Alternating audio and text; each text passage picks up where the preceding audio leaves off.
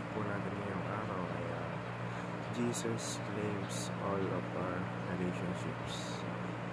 At ang versikulo ng ating pag-aaralan ay Acts chapter 16 verse 34. Sinasabi rito, the jailer brought them into his house and set a meal before them.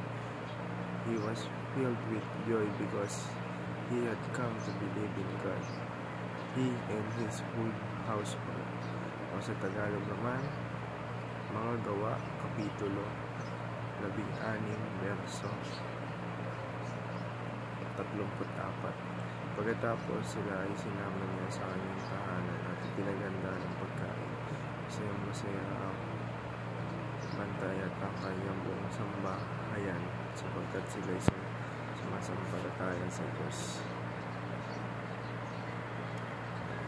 Pupunta na po tayo sa ating katotohanan ngayong araw.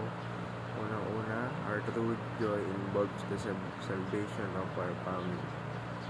Yung totoong kasiyahan daw po, pinatutungkulan sa salvation of our family or pagkaligtas ng ating pamilya. Sa ikalawa naman po, our mission is to build a Christ-centered family. Ang ating mission ay makabuo ng Christ-centered family o kapag may Kristo kasi sa ating buhay, napakasarap, napakaganda na kalalabasan ng ating pamilya. May takot sa Diyos, may pananampalataya, hindi tulad ng kapag walang Diyos sa buhay, sira yung pamilya.